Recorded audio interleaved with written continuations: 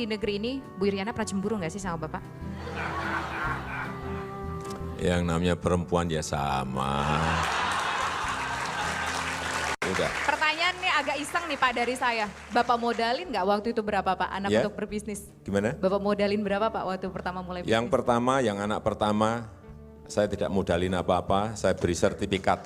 Nih, Buat digadai buat jadi modal dengan gitu. sertifikat itu dia pergi ke bank. Dan saat itu saya acung jempol. Karena dia langsung bisa mendapatkan pinjaman 800 juta.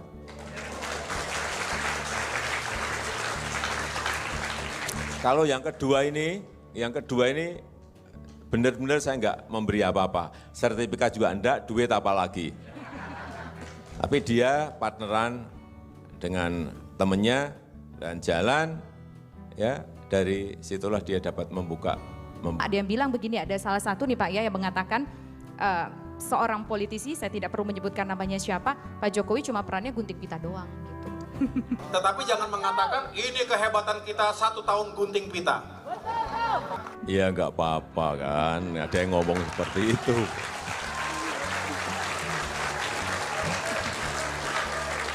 Tapi memang kita ini sebetulnya sudah lama memiliki rencana itu. Tetapi sebuah rencana kalau tidak dieksekusi dengan keputusan politik ya nggak akan jalan.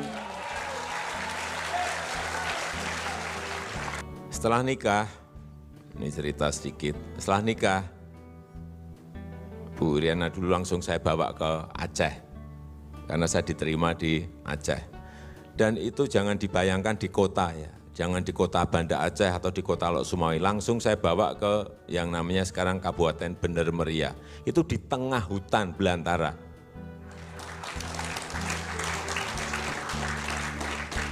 Rumah yang kita tinggali saat itu, rumahnya rumah panggung. Kalau malam hari mungkin bisa, karena saya belum pernah ngitung, ratusan babi hutan itu di bawah itu ramai sekali setiap malam. Karena memang karena di tengah hutan. Setelah itu saya keluar, balik ke Solo memulai usaha. Dalam memulai usaha itu juga sama. Nanti kapan-kapan tanyakan Bu Iriana, sering dia saya ajak tidur di, bukan pabrik ya karena kecil sekali, di bengkel kerja gitu. Bengkel kerja kita sampai pagi hanya untuk apa? Hanya untuk nungguin memastikan bahwa pesanan itu betul-betul bisa sampai ke konsumen kita, ke pembeli kita, dan itu harus tepat waktu, harus on time. Itu peran istri sangat penting sekali, baik waktu pas capek mijitin gitu ya. Ya intinya kehidupan yang sangat sulit ya. Saya mulai baik saat saya dulu waktu kecil betul-betul ketakutan kalau saya tidak bisa sekolah, takut benar. Kemudian setelah bisa sekolah, takut lagi kalau nggak bisa kuliah karena keadaan orang tua saya. Tapi alhamdulillah kemudahan-kemudahan itu diberikan oleh Allah SWT dan saya bisa lulus. Kemudian bekerja sebentar, kira-kira 2,5 tahun di sebuah perusahaan BUMN, Kertas Kraft Aceh. Kemudian saya balik ke Solo, memulai usaha betul-betul bukan dari nol, tapi dari minus. Kalau orang banyak yang kerja mulai dari nol, saya dari minus.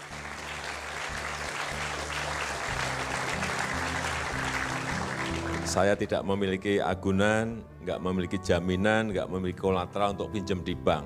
Sehingga saat itu saya memulai pinjamnya karena kepercayaan. Betul-betul saya memulai dari usaha mikro, naik menjadi usaha kecil, naik menjadi usaha menengah.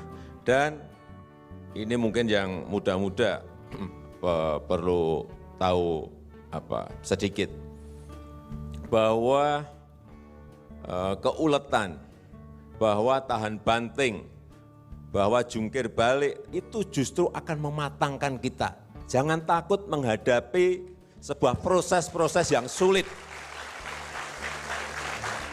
Semakin itu sering kita hadapi, semakin akan matang kita, semakin akan kita nantinya apabila ada gelombang besar datang, kita akan tetap tegak berdiri kokoh karena memang kita sudah terlatih dengan kesulitan-kesulitan.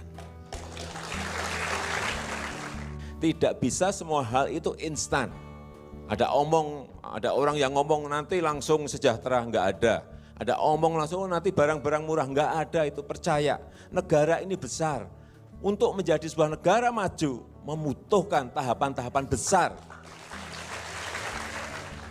Tahapan apa Pak kira-kira yang mungkin akan Bapak lakukan ataupun tahapan apa lagi yang harus ditambahkan untuk mensejahterakan masyarakat Indonesia, memajukan Indonesia dari segala aspek Pak? Kalau menurut hemat Bapak? Menurut saya ada 4 hal. Pertama jadi infrastruktur, kedua pembangunan sumber daya manusia, ketiga reformasi struktural, yang keempat teknologi dan inovasi anak-anak muda kita. Dan disinilah diharapkan muncul ya dari generasi muda di sini semua diharapkan ya inovasi dan teknologi itu akan muncul begitu ya Pak Jokowi ya. Sekarang saya lihat sudah mulai kita menuju ke teknologi inovasi. Enggak apa-apa, paralel dengan apa yang dikerjakan oleh negara.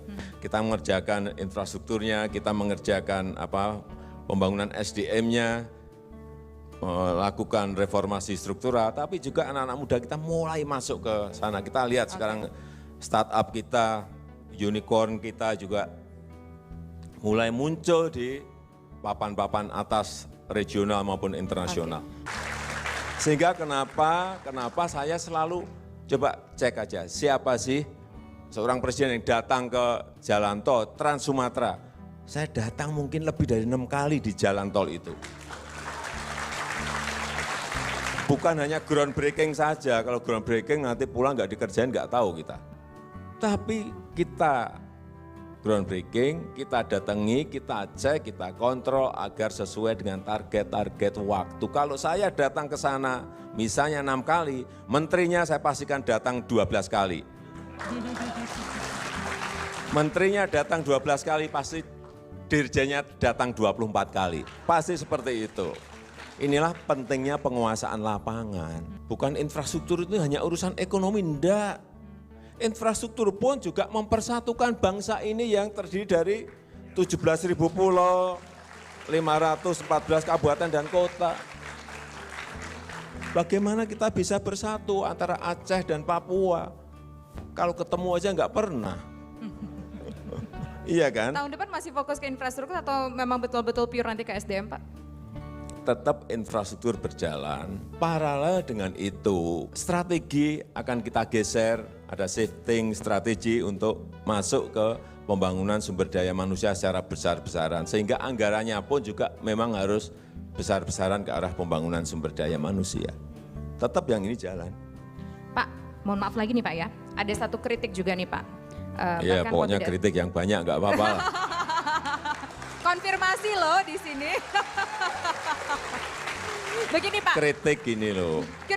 Kritik itu kalau konstruktif itu memacu kita untuk memperbaiki. Menjadi pembicaraan di luar bahwa kualitas infrastruktur yang sudah terbangun di Indonesia ini kualitasnya kurang baik begitu Pak. Gimana Bapak menjawab soal ini? Ya kita ini gini loh.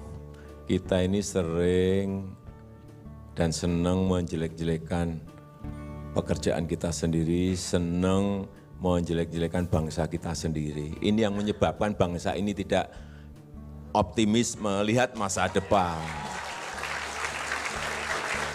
Kalau ada sebuah pembangunan, kemudian ada rewel-rewel sedikit, ya nggak apa-apa diperbaiki. Tapi ini pekerjaan kita loh, jangan dijelek-jelekin justru pekerjaan bangsanya sendiri. Ada sebuah pekerjaan, nggak baiknya sedikit ya nggak apa-apa, tapi yang penting setelah itu diperbaiki. Mestinya seperti itu, jangan membanggakan karya-karya bangsa lain terus dan mengkritik karya bangsa sendiri. 4,5 tahun apa pengalaman yang paling teringat di benaknya Pak Jokowi? Baik dari mungkin dari segi keluhan dari sudut pandang ekonomi ataupun dari sudut pandang sosial dari masyarakat yang masuk ke telinga Pak Jokowi. Kalau saya saat ke Kabupaten Duga.